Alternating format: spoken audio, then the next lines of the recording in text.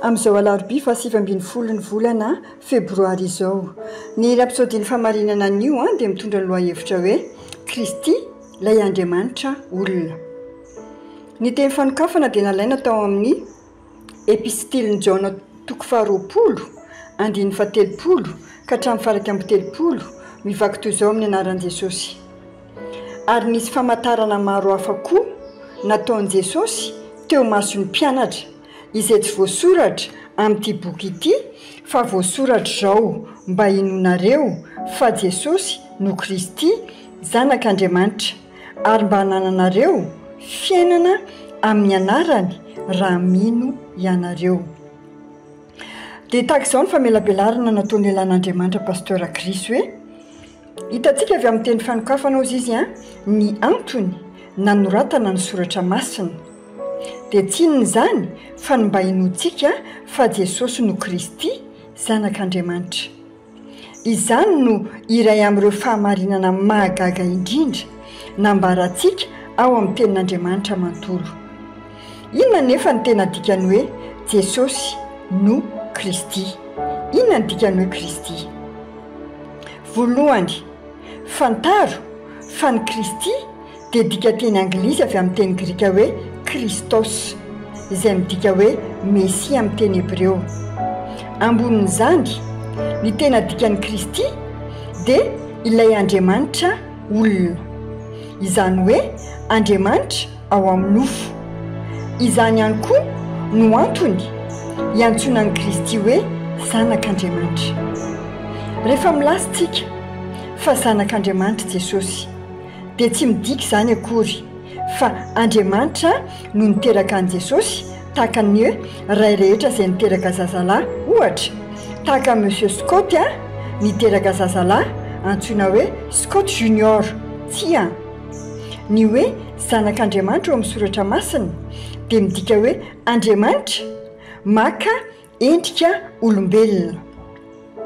Izany nahatonga an'i Jesosy rehefa nanambara fa zanak'Andriamanitra izy dia nepangazy ho ny teny ratsy an'Andriamanitra ny mpitondra fivavahana.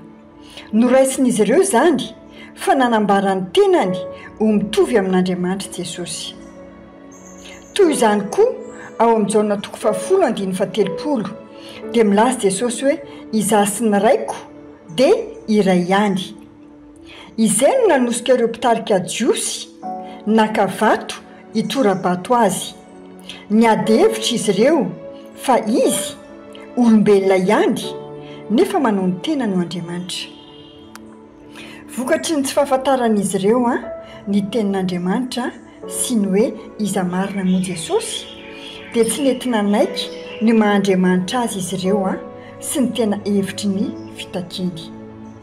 Fa Jesosy tsy nampitovy ny tenany tamin'Andriamanitra. Izy tenany no Andriamanitra. Andriamanitra ao amin'ny nofo izy. Noho ny fahalalana tian'Andriamanitra hanananao ary lazainy amintsika izay hitranga rehefa mino izany ianao hanana fiainana amin'ny anarany ianao. Fiainany anarany, fiainan'Andriamanitra. Amin'ny alalan'i Jesosy Kristy dia manana natioran'Andriamanitra ianao. Izany fiainana mandrakizay izany dia misolo ilay fiainan'olombelona izay nateraky ny ray aman-dreninao. Efa mpiara-miasa amin'Andriamanitra ianao ankehitriny. Olona Andriamanitra satria tahaka azy tahaka an'i Jesosy izany dia tahaka izany koa isika eto amin'izao tontolo izao ozy ny Jaona 1:2-7 voninahitra ao an'Andriamanitra. Dia izao manaraka izao dia manasanao ako amerina nyity vavaka ity amin'ny fonao rehetra sy ny fandresen-dahatra. Ray malalo misaotra anao noho ny fitahian'ny fiainana mandrakizay amin'ny alalan'i Jesosy Kristy. Mino fa izy ny Kristy zanak'Andriamanitra tamin'ny alalany no ananako sy iainako ny fiainan'Andriamanitra. Mpandresy feno ary voatahiry ao aminy.